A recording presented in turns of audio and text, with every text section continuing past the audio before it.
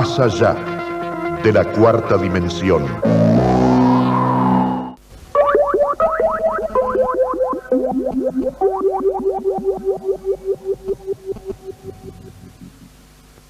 La biología, el estudio y tratado de la vida, creo que es una ciencia fundamental porque todo pasa por lo biológico. Pero de pronto el hombre contemporáneo ha empezado a transformar a la biología en lo que se llama biotecnología. Es decir, todo puede ser reproducido así en forma prácticamente tecnológica y todo empieza a cambiar, todo puede ser artificial. Es todo amplificable, modificable y creado artificialmente. De pronto el ser humano empieza a ser un poco un pequeño dios creador. Está la clonación que se hace con células vegetales y con células animales. Y fundamentalmente se han logrado, por ejemplo, plantas, flores, en general cultivos que haciendo esa clonación, esa transformación, esa mutancia, se logra, por ejemplo, como una semilla de papas que se hizo por clonación y que se trabajó mucho en Perú y que de repente empieza a generarse una papa mucho más nutritiva que la que nosotros conocemos, porque se logra artificialmente algo que a lo mejor escapa a veces a la naturaleza, pero que nosotros lo podemos intensificar, ampliar, tener muchas más vegetación, digamos, de la que naturalmente podemos tener. Y de pronto también el ser humano empieza a tratar de modificarse a través de esta biotecnología.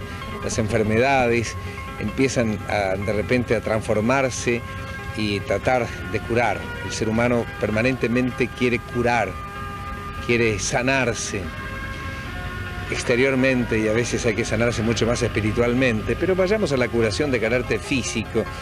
Y por ejemplo la medicina alopática empieza a aplicar a través de la biotecnología una curación del cáncer.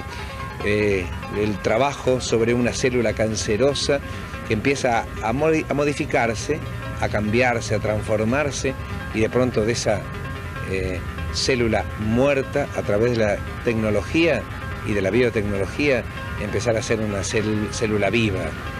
Porque el cáncer también sabemos que es una vida de la destrucción, pero es vida y hay que pasarlo a la vida de la acción, a la vida del fortalecimiento energético, y a través de la biotecnología le damos a una célula cancerosa vida energética y vuelve a ser totalmente normal. La biotecnología, una de las ciencias más apasionantes del mundo contemporáneo.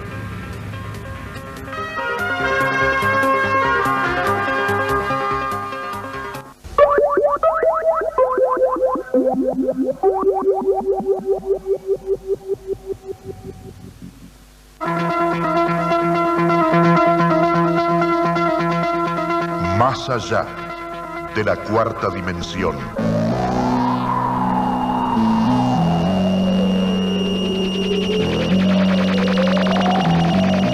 Los hechos y las investigaciones desconocidas del hombre y el universo.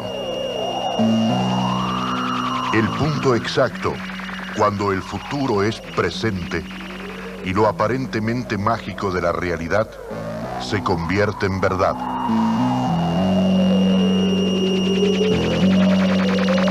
El encuentro de usted con Fabio Serpa y su profesional equipo de especialistas que junto a la coordinación documental de la revista mensual Cuarta Dimensión estudian, analizan y documentan para usted.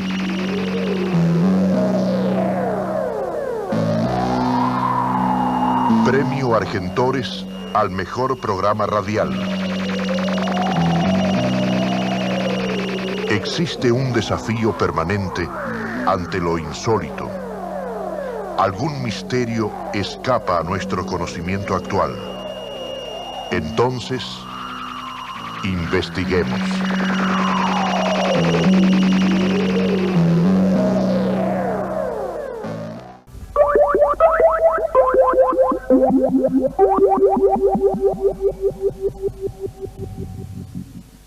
El licenciado Jorge Gaetano nos introdujo en el mundo de los sueños. Qué importante para el hombre es soñar, Jorge, ¿no es cierto? Y Me interesan mucho los sueños premonitorios. Esa premonición, esa intuición que sale a través de los sueños del ser humano. Bien, la intuición creo que tal vez se manifieste más en los sueños porque es cuando existe menos inhibición para desarrollar los fenómenos paranormales.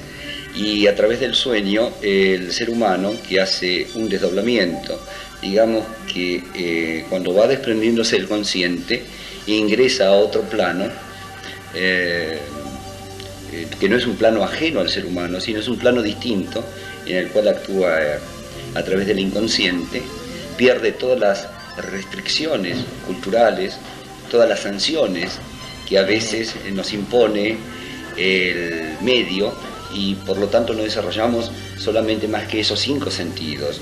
Entonces en el sueño hay una especie de liberación y el ser humano ingresa dentro de un campo que es paranormal. En el estado alfa. Yo diría que sí, puede ser estado alfa. Entonces, al no haber inhibición, no haber sanción, se maneja con todos los otros sentidos, que son los sentidos paranormales. Y ahí comienza a desarrollar... El paraolfato, la paravidencia, y ahí hay una proyección, yo podría decir, que se comunica tal vez con más fluidez con lo que es el registro acásico. No lo hace en forma consciente. ¿Qué es esto, el registro acásico? Claro, el registro acásico sería una especie de condensación o donde está acumulada la información del devenir humano. Sería la existencia del procesamiento divino, donde están los grandes acontecimientos y que luego el hombre va desarrollando, va desenvolviendo el paquete que le corresponde vivir, y a través de los roles que despliega, se va asumiendo en su destino y en su verdad. Entonces, se puede acceder a ese registro acásico intuitivamente a través de lo que es la paranormalidad. Y los sueños premonitorios, ¿cómo actúan? Es como si a uno le contaran lo que ha de suceder.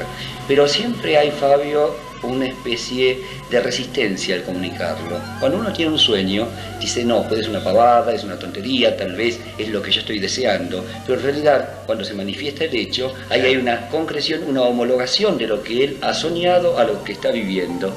Y eso es el sueño premonitorio. Y aún más, aparece con esos acontecimientos que todos los seres humanos los hemos tenido, que decimos, pero qué raro, esta charla ya la mantuve, o en este lugar estuve. Es lo que habitualmente se da. Otra cosa que la gente dice, el déjà vu, el yo estuve aquí una vez. ¿Qué es eso desde el punto de vista psicológico? Bueno, la psicología no lo puede trabajar porque lo tendría que manejar en el aspecto mágico. La psicología no ortodoxa, sino las más avanzadas y otros encuadres que están creciendo, gracias a Dios que están surgiendo muchos encuadres, un poco lo analizan desde esa perspectiva. Es que uno en el sueño se ha desplazado a otros lugares, es como si ha quebrado la ley de las dimensiones que nos contienen y se ha desplazado y ha estado. Yo también agregaría que puede ser producto de vidas anteriores. Uno ha transitado esos lugares y bueno, vuelve, recupera una memoria genética y recupera una memoria acásica. Es una memoria acásica. Para redondear un poco más, que es muy difícil definir estas cosas porque definir lo acásico sería querer encuadrarlo dentro de un esquema lógico y eso no es posible. Entonces, lo acásico podríamos aproximarlo a que sería el gran disquete universal, el gran disquete cósmico. Claro, sí, a donde está todo grabado, todo esculpido, ¿no es cierto? Claro, y en el plano consciente uno siempre dice, claro, me senté en esta confitería, estuve tomando este café, yo ya lo viví, ¿no es cierto?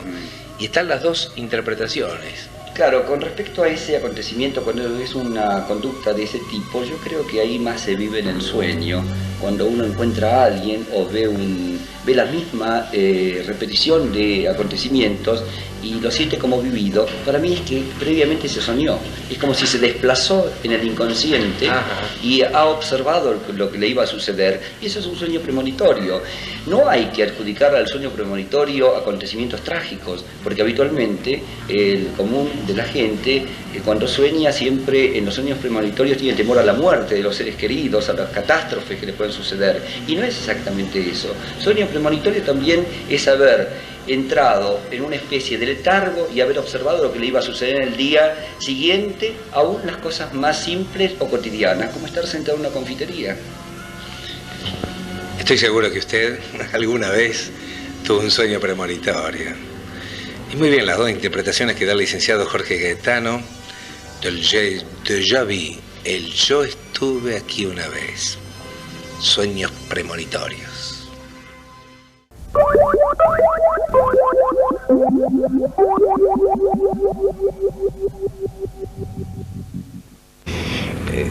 Siempre para el mundo de la grafología, María Esther Bozzo, debe ser inquietante y fabuloso saber a través de la escritura y de la firma la caracterología de los mellizos, por ejemplo. Dos personas que aparentemente son muy iguales, pero no son tan iguales. No, no son iguales. A pesar de haber nacido a veces con escasos minutos de diferencia uno de otro, ya en una carta natal se puede apreciar ciertas diferencias que se terminan de diferenciar, como lo hemos hablado muchas veces con la profesora Rosa Albert de numerología, donde nos da ya una característica distinta de esa criatura frente a los problemas y a la vida.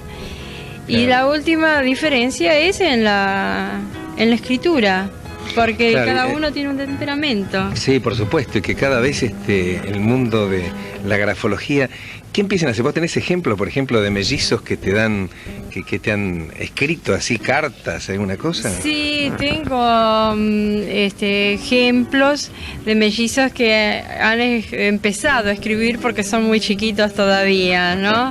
Son más que nada garabatos.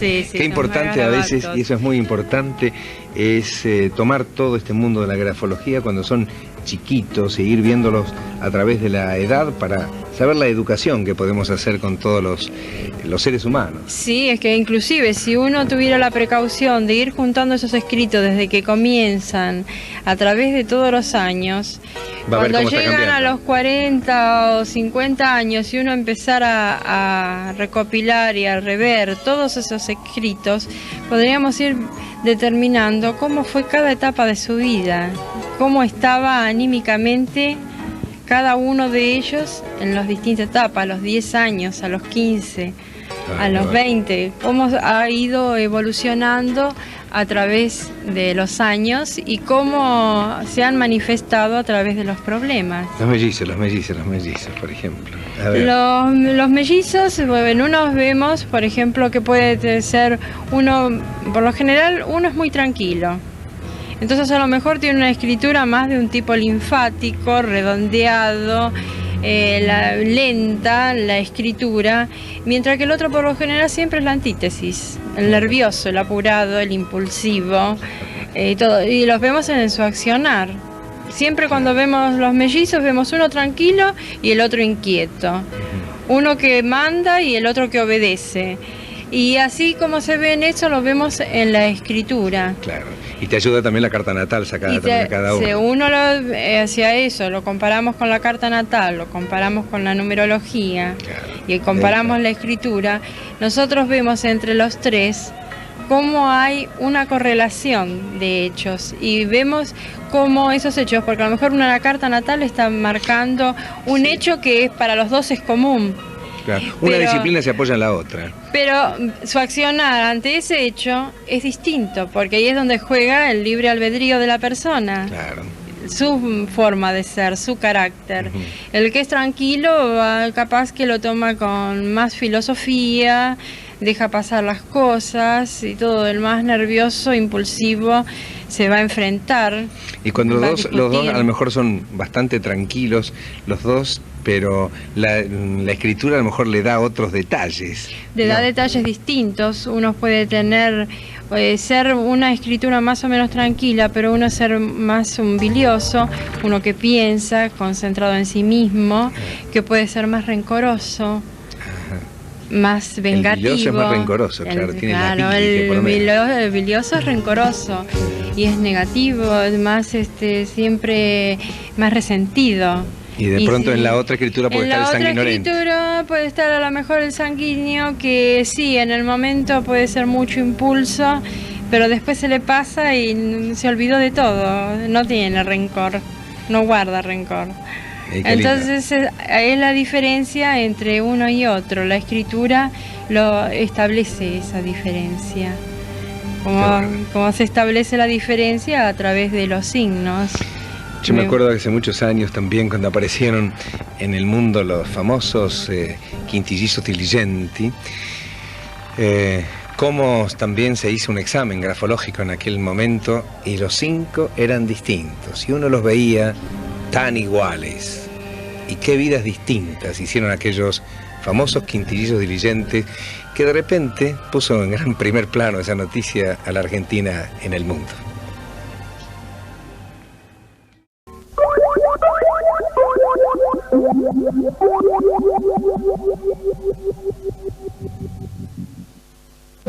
El lenguaje de símbolos tallado hace miles de años aún no ha sido descifrado.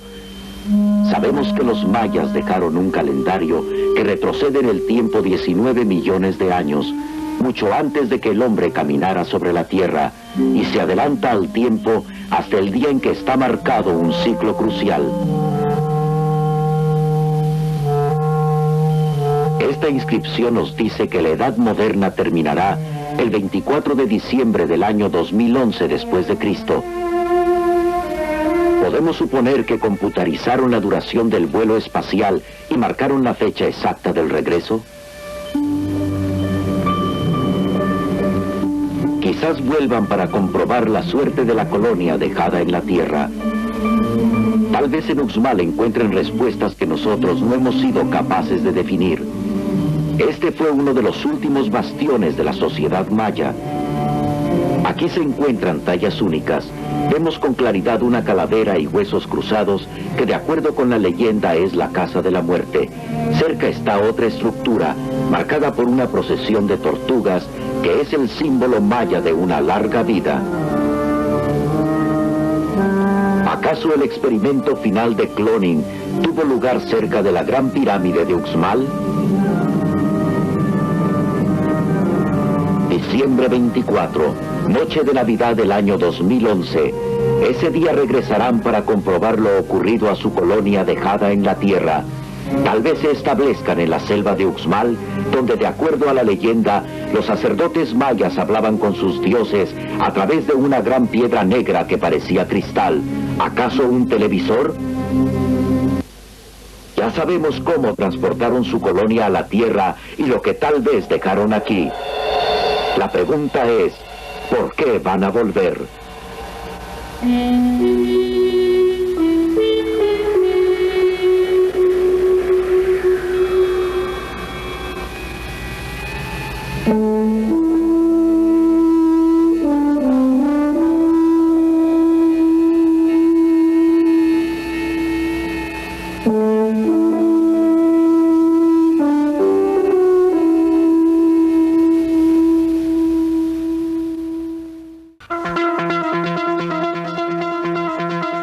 Finaliza un tiempo de más allá de la cuarta dimensión.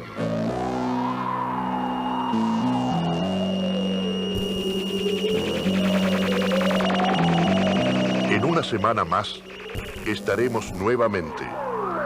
Las preguntas y los enigmas pueden tener respuesta. Fabio Serpa y su equipo de investigación las contestan y lo esperan en este punto de encuentro.